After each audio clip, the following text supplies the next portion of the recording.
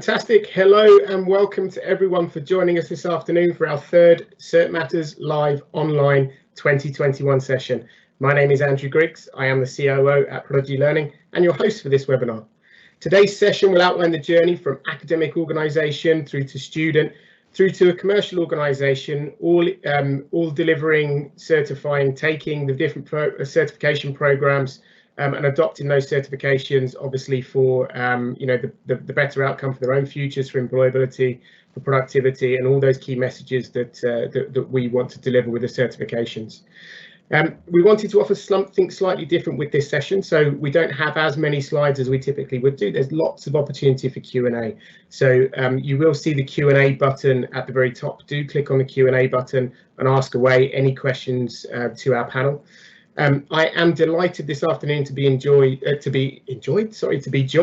enjoyed by some individuals who we know pretty well from Birmingham City University, and also some contacts from a commercial organisation, Freshfields Bruckhaus Deringer, who are going to join us to talk about the value of certification to them as those organisations, from embedding those certifications through to offering to the students, with a student angle from William, who's going to talk to us about why as a student he saw value in those certifications and how it has helped him with his own journey into employment, and then obviously from the employer from Freshfields talking about the value they place internally for CPD, and then obviously how and why they value the certifications when looking at recruitment. If you missed our previous sessions, then do not worry, you can watch all sessions back on demand by visiting www.certmatters.com. Last week's session featuring Anthony Salcito, Vice President of Education worldwide at Microsoft, was a fantastic session. We also had Alex Warner, the Principal of the South Central Institute of Technology, talking about AI and the role that AI will have in education, both in teaching and learning, but also in curriculum. If you haven't yet signed up to our remaining sessions, then make sure your first objective after today's session is to go back onto certmatters.com and register for those remaining sessions. We have some fantastic sessions lined up for you. The next two sessions will focus on product. So we've heard from customers. We've had some sessions outlining something like AI in the future. The next sessions will focus more on product. So we have Kim Johnson, the Vice President of Customer Success for LearnKey, our video learning partner, talking about the video learning products and how they've grown and the adoption for those have grown across the last year. And the next week we have a very special guest. We have Jeffrey Lewis from Certiport, our partner Certiport, who is the Global Vice President of Product, talking about product changes and things coming down the line from Certiport, and talking about how they're adding to their portfolio. So definitely sessions that you don't want to miss, so sign up for those. And finally, the last session, our last keynote session, is Reimagining the Future of Assessment on the 23rd of June. And for this session, we are joined by Jude Cosgrove, CEO of the Educational Research Centre within the Department of Education in Ireland, and Graham Hudson, Special Advisor to Assessment Professionals and Board Member of the E-Assessment Association. And they will both be discussing the impact and the future of digital assessment in our session, Reimagining the Future of Assessment. I'm particularly looking forward to this session, as last week Prodigy Learning were awarded the Best Formative Assessment Product at the International E-Assessment Association Awards. That's a huge success for us as a business, and I'm delighted to be able to share that news with you. And I'm also very grateful and would like to thank our team for all their hard work in obviously delivering a fantastic product in our Coding in Minecraft solution, which has led to us winning that particular award. For those that are not aware of Coding in Minecraft, it is a computer science credential product. It's an innovative SaaS product which leverages the power of Minecraft and Prodigy Learning's own Skillify online assessment platform to engage young and diverse learners ages 7 to 16 to develop and improve their coding skills and introduce them to coding and computer science. Sign up to this session to find out more about the Coding in Minecraft product and to hear from those guests. Without further ado, I would like to introduce today's guests. A big Prodigy welcome to Chris Maguire, Director of Recruitment at Birmingham City University, to Liam Matthews-Dibbins, Foundation Course Lead at BCU, and to William Wheatley, Finance and Investment Graduate from BCU, who's recently entered the world of work. In a moment, Chris, Liam and William will talk to us about the certifications they offer before we turn over to questions. I would like this session to be interactive, and we have allowed more time for questions rather than slides. You can pose your questions to our guests in the Q&A feature, so do tap them in, do ask your questions as we go through. We do have a lot of time for Q&A. We want this to be more like a fireside chat, so do ask away. Before I introduce the three, we also have joining us Mary, Lindsey and Lola from Freshfields Bruckhaus Deringer, who will introduce how they have embedded certification programs for staff development at Freshfields and how they both value the micro-credentials themselves, not only for their own development, but also when they're looking at recruitment and looking at bringing people into the business. And again, we'll have a chance to ask questions to Mary and Lola as we go through. Before we kick off though, if you are on Twitter or LinkedIn, then do join in the conversation by tweeting any of us here today. Don't forget to use the hashtag CMLive21 when messaging. Once again, there will be a lot of time for Q&A, so do send your questions in. I can't repeat that enough. But without further ado, I would like to invite Chris, Liam and William to introduce themselves, the certification programs offered at BCU, and then after they've done so in a few slides, we'll turn over to some Q&A. So welcome, Chris, Liam and William. Thank you very much. The microphone and the virtual floor is yours. Thank you. Thanks, Andrew.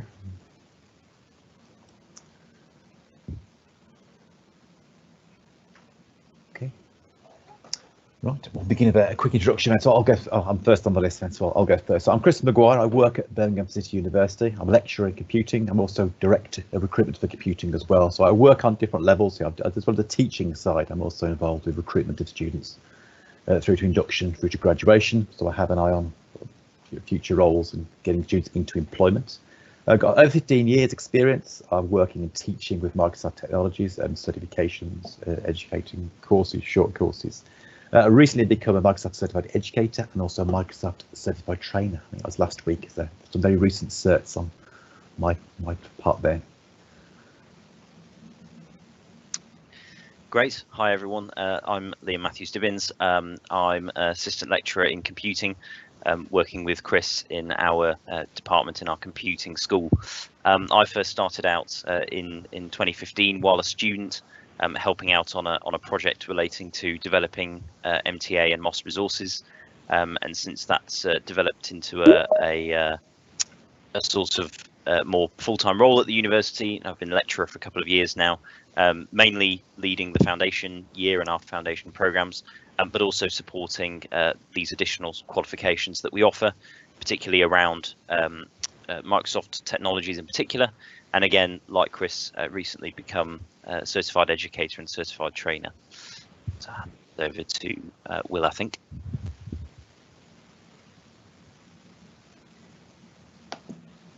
Perhaps the next slide. Yep. Hi, I'm William Wheatley. I am a recent graduate from BCU, studying finance and investment. I recently just gained employment at Brady, which is a commodities trading company. Through the last 3-4 years that I've been at Birmingham City University, I've gained a multitude of online certifications and working credentials through the Microsoft courses as well as other courses as well. Perfect. Thank you, William. Welcome all. Welcome, Chris, Liam and William. Do you want to offer some more of an introduction on BCU, Chris and Liam, on what you're delivering, the different certifications, maybe some of the background and history for us, please? Oh yes, certainly. If I could fill a whole hour doing the certifications that we've done, we'll do a brief history of certs.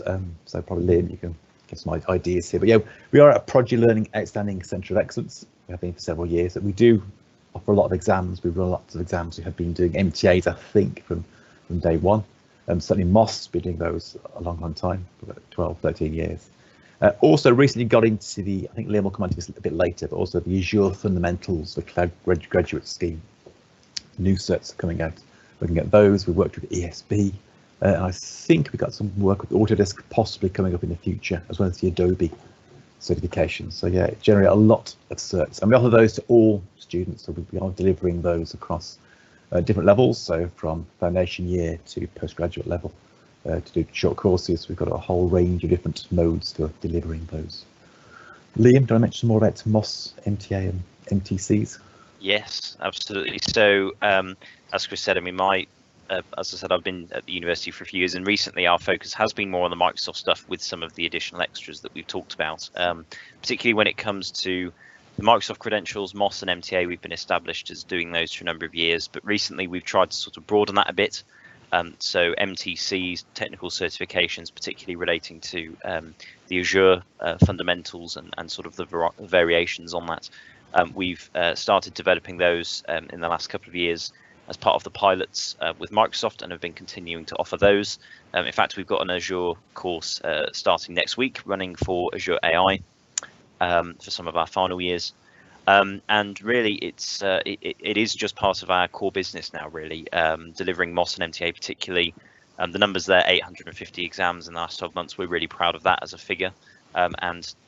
Yeah, it's definitely part of our core business, but it's also something we don't take lightly. We really try and push the importance of that to our students, whatever course they are studying on. And certainly not just as standalone courses, but also embedding. I don't know if, Chris, you want to talk a bit about the embedding yes, modules kind of thing. Yes, some good points out. Embedding content. I know there's been talks in the past about how you embed content, and there's different levels of how you can embed content within modules. So it can be a challenge, but yeah, we have embedded some of the MTA certifications into modules, as well as the MTCs. They're the next stage to bring into modules, but yeah, trying to embed some of that content into existing modules. And I think the students do like that. They like the idea of doing the module, also having that option. If they want to have the option to take a certification, they can do that.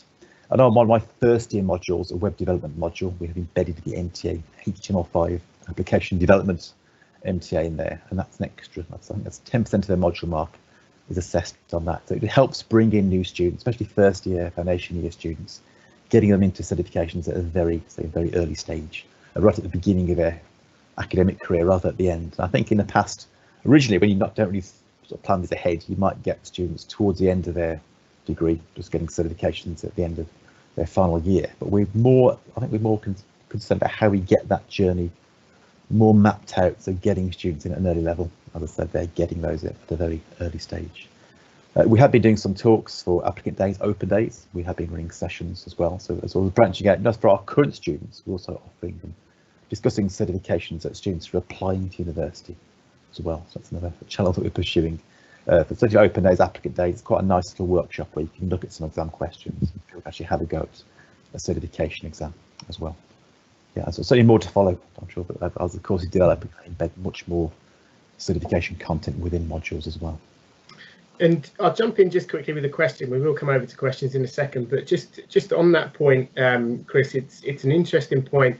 It's often been a challenge. You know, I've been doing this now for 14 years, and that's possibly been one of the biggest challenges within academic organisations is to really work to embed content, to embed extra programs. You know, organisations like BCU, like yourselves, you know, fantastic degrees, fantastic programs that you offer. You know, and you know, in a way, you've never really needed these additional certs or programs, and the content, everything goes with it. How tough has it been to go through that process? And are there any tips there for anybody who's maybe looking to do the same and is viewing the webinar today? You know, how difficult, and do you have any tips on you know, how you went about maybe embedding that content and managing to do that locally?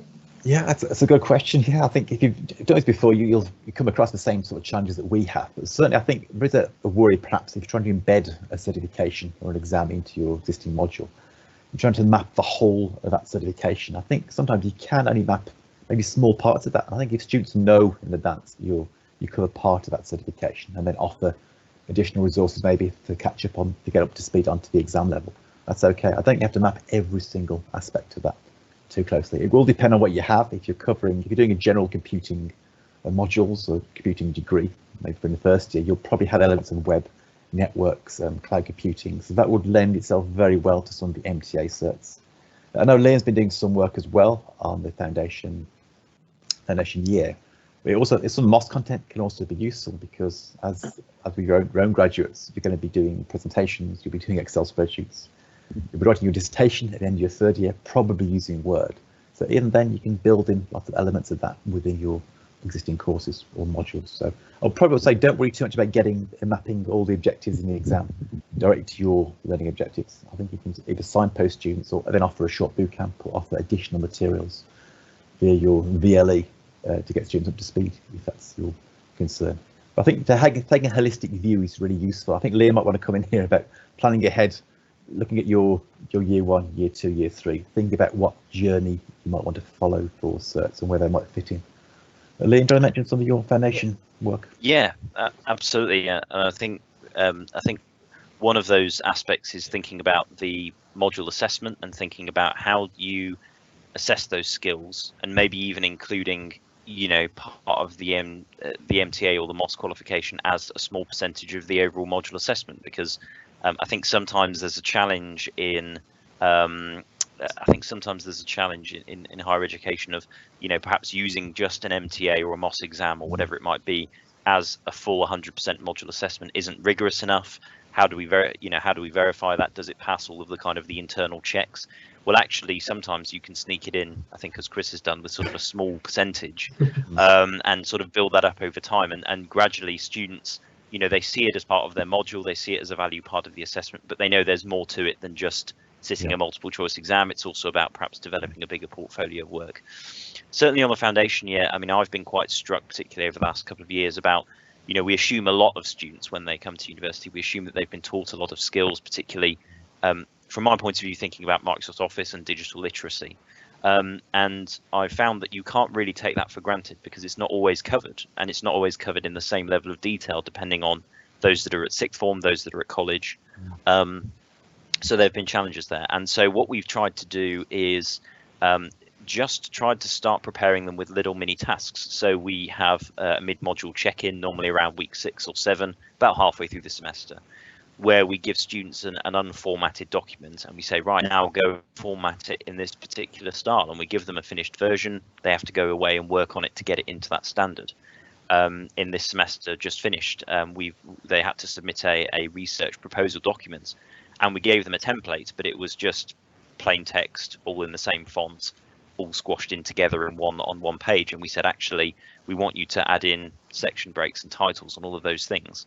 And we signpost them to particular resources, but we also show them the value of, look how much better it looks with some of this additional work that you can put in, and look what sort of an impact you can make. So I think that sort of thinking ahead, thinking about what do we want the students to submit, how can we sneak in some little things that we can tie into an exam on the way. I think that's a very valuable experience for them. Yeah. And you kind of touched on this slightly earlier. I think both of you touched on this.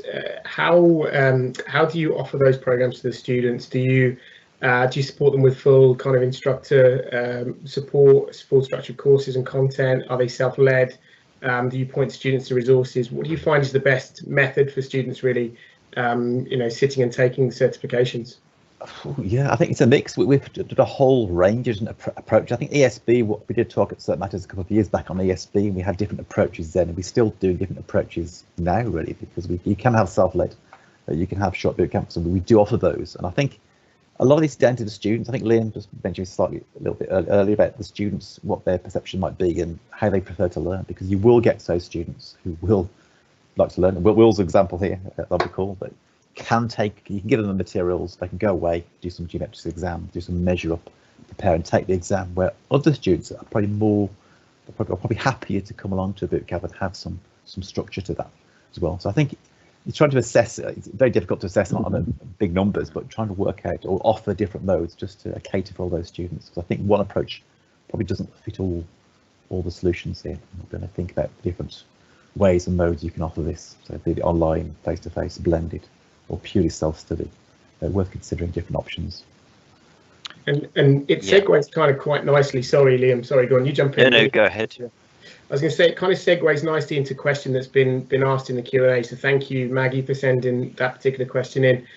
When you think about all those students and the students you're supporting, the question that's been asked is, how have you staffed the invigilation of 850 exams? What is the model? Keep busy. Yeah. There are keep very busy. Absolutely, there are a number of approaches really that we've tried. I have to say one of the biggest things that we've done in the last probably year or so that's gone really well for us has been a test fest. And this has been an event where Prodigy have been a big help, where we organise a kind of one-day event where we go through a lot of certifications in one go. We put some, the university pays for some food for the students, and we have a space where students can come along and take part in the event, and that's worked really well. I will say that we are a little bit fortunate in that we have an 80-seat computer lab that we use as kind of an assessment centre, which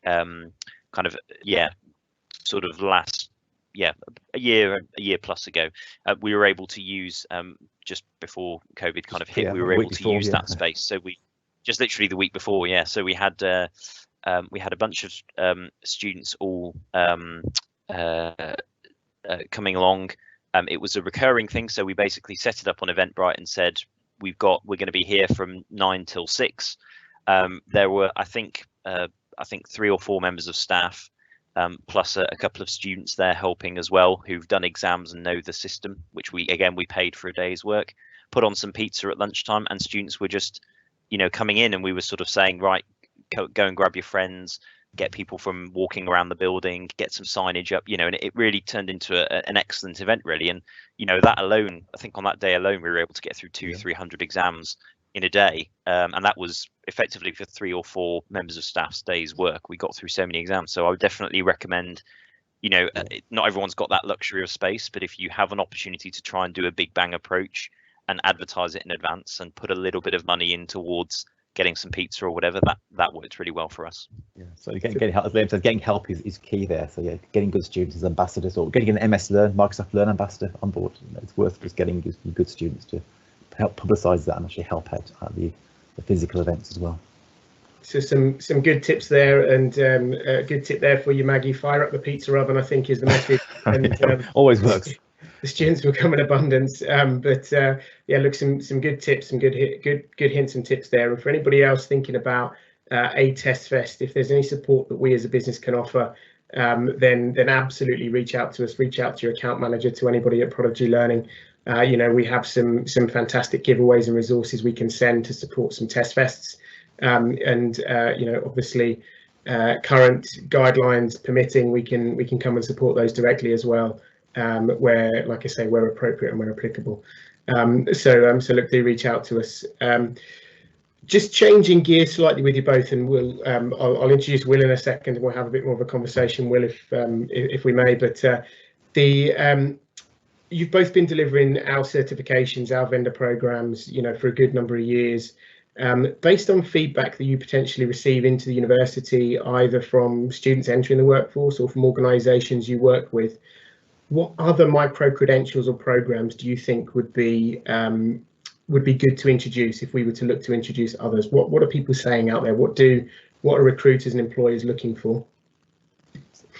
Great question again. I'll begin with that. I think it's more softer skills. I know we focused mainly on computing. That's how we started off, doing MOS and MTA. But I think things like ESB, the communication certifications now, I think we're looking more towards graduate skills, lifelong skills. Some of the softer skills that may not be fully developed. Perhaps you can get the technical skills, which is fine. But I think having other skills like team working, obviously project management, PMI certs coming on board very soon. Those sort of skills, I think, are key ones. So these lifelong skills, transferable skills. I think we'll see much more of these. I think LinkedIn Learning is a good example of this. You'll see the short courses there, the short videos, instructions. They cover a whole multitude of business skills, communication skills. I think the certs will follow that. In the next few years, we'll see a lot more softer skill certs. Good, and a lovely plug there for the PMI certification. Thank you for that one, Chris. If we haven't spoken to any of you that are watching today about the PMI certification programs, reach out to us. We're happy to have a conversation around those. They are fresh out of the blocks. They're brand new certifications. So look, just expanding the portfolio there of the different opportunities and offers that students can obviously take up.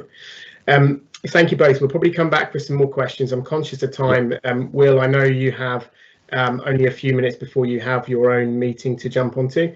Congratulations on your new role, and thank you obviously for joining us today. A couple of quick questions for you, if I may. Why did you take up the offer of the additional credentials and certifications at BCU when they were offered? So I originally, as Chris and Liam were talking about earlier about embedding the Microsoft credentials into courses. We also had the opportunity through finance and investment to have a module that embedded MOS Excel 2013. So obviously that's kind of where my initial encounter with MOS actually started, and obviously be able to develop on key skills that obviously are vital in the industry. So obviously we have to do like accounting purposes, and a lot of information is relayed through Excel in accounting. So it was really beneficial to start that, and then from then it was realistically continuously finding more and more certifications and almost becoming an addiction to getting more and more. And at that point you've basically got to collect as many badges and certifications as possible, really. Excellent, thank you. And look, thinking about the title of this particular session and thinking about recruitment and employability, you just entered the workforce. You've finished a degree, and congratulations on both finishing and obviously finding a job so quickly. From your experience, what are recruiters looking for when you're applying for the job roles? So in terms of key skills and obviously that sort of thing, they're mainly looking for, from my experiences, just general soft skills throughout graduates. Obviously having the, as Chris was discussing earlier about because I've done the ESB certification, having those soft skills to be able to actually just have general knowledge about how some things in the real world works, and just through that, realistically you do learn a lot of soft skills through these certifications, and you start to pick up on things such as general guidance and how you tackle certain situations and how you develop through these sorts of things, and kind of learn in your own way of how to actually gain all this information and actually use it in the certifications as well. And one last question, and thank you for that, Will. It's fantastic. One last question for you, just around those then. Did you find that having one or more of the professional qualifications gave you a competitive advantage over potentially others that were going for those roles? Absolutely. So my key indication on why I think that certifications like these are important is that it actually proves, okay, I've actually done it, and here's the evidence to prove that I've actually done what I've set out to say that I have done. So you get a lot of people, although you do use MOS products throughout university, can you actually use the products is a different question altogether, because although someone could say, yes, I know how to use Word, but do you know the ins and outs, and can you use it to be manipulated into the best way to actually get more out of your work?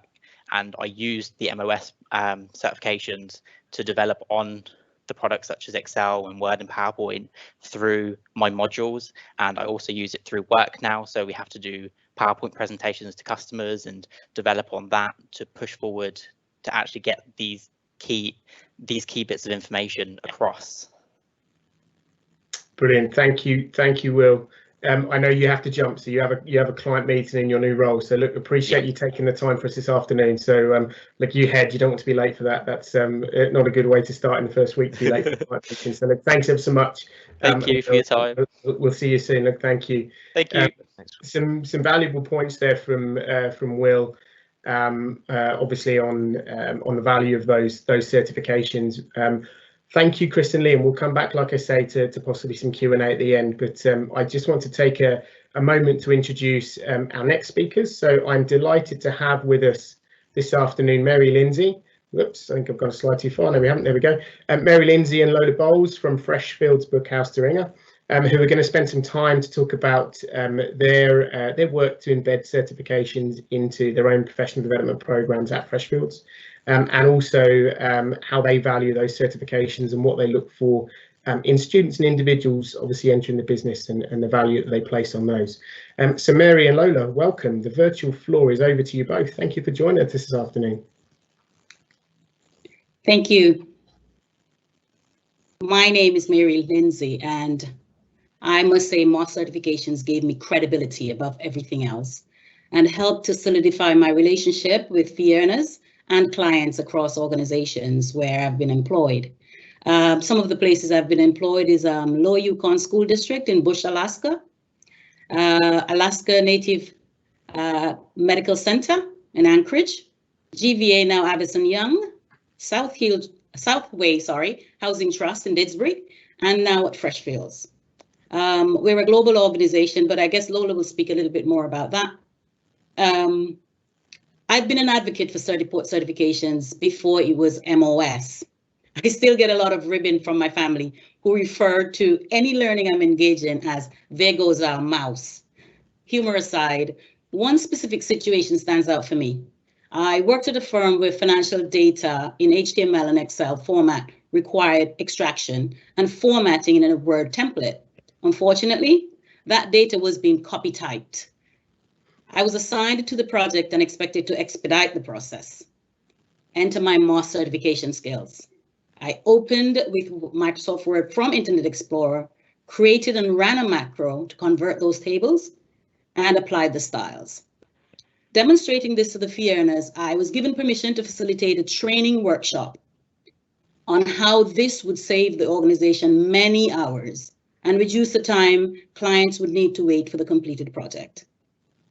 In the process, I introduced the then MOUS certifications as I credit the tool for solidifying my knowledge in this area, which led me to becoming an unofficial advocate for the program at various organizations and at Freshfields since 2018.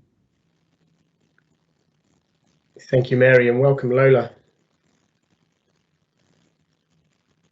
Thank you very much. I did speak earlier, but I realised I was on mute. Right.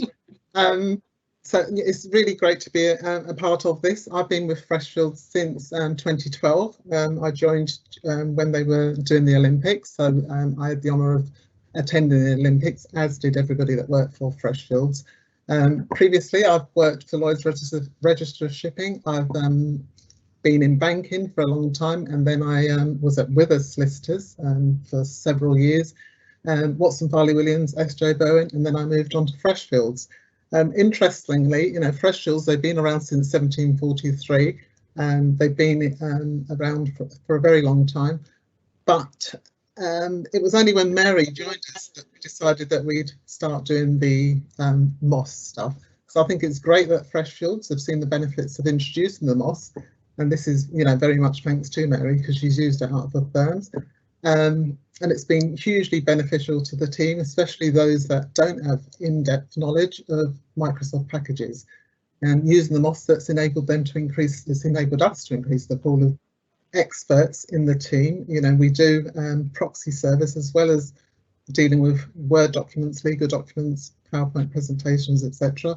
We also offer a proxy service where fee earners can call us and we will remote onto their screens and help them fix technical issues in their Word documents, Excel, etc. So, you know, it's enabled us to increase that pool, and I think everybody that has sat the MOS so far has found it really beneficial. So I think it's a great product.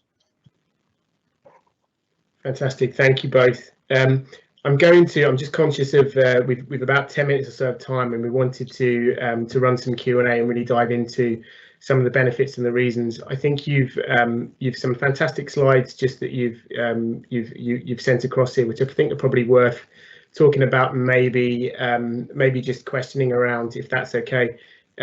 Do you want to talk us through these next 3 slides, and then we can maybe enter some Q&A?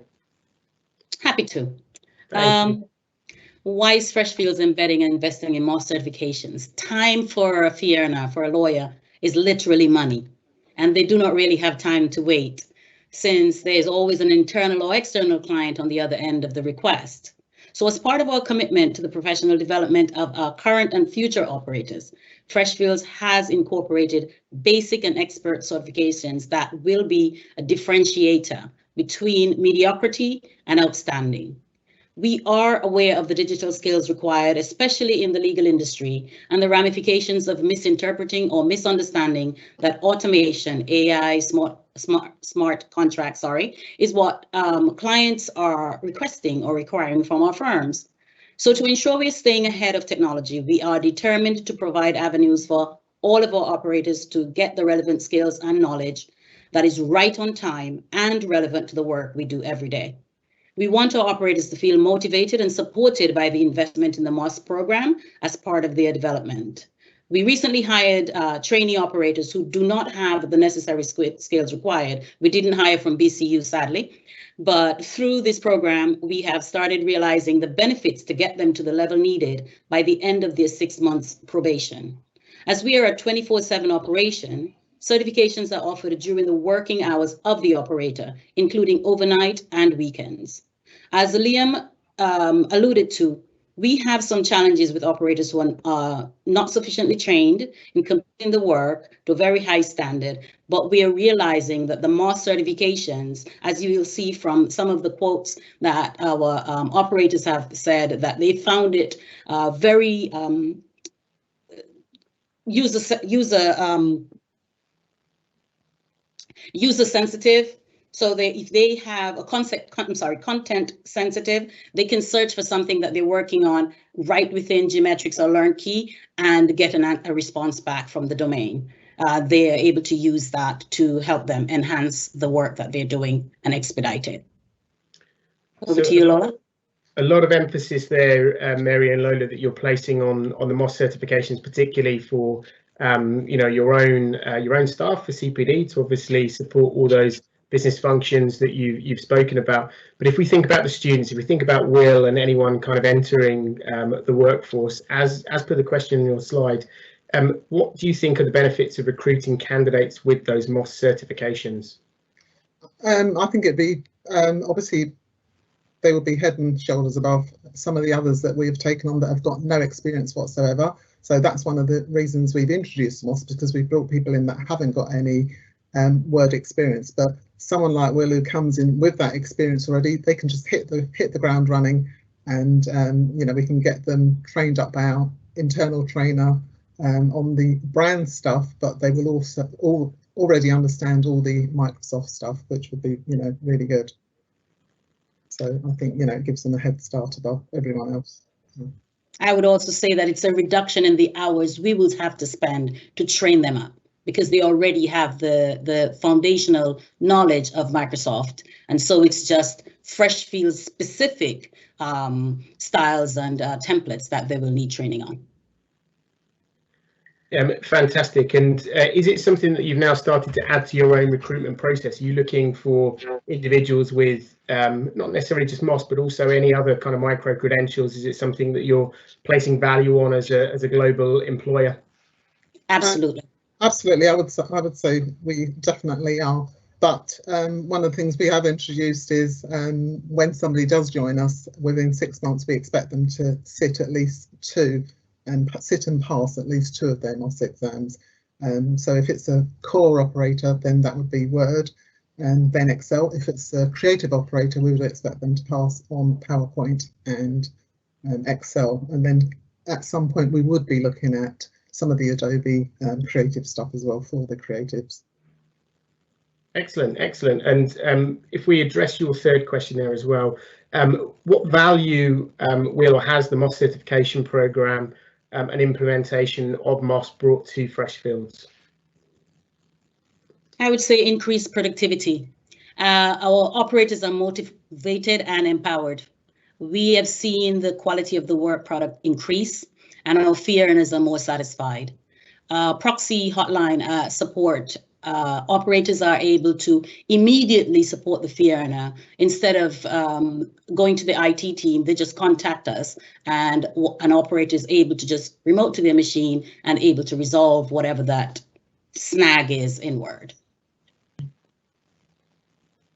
Brilliant, brilliant. And we've spoken a lot about MOS here today. You mentioned possibly Photoshop. A question that I asked to Chris and Liam earlier was about other micro credentials. What else would you like to see from us, from our world as an assessment provider? What other kind of credentials or certifications do you think would have value for anyone entering the workforce? I think definitely Adobe Illustrator, Photoshop. And what is the other one, Mary? InDesign. InDesign. So we do have a creative team of approximately, I'd say 15 creative operators.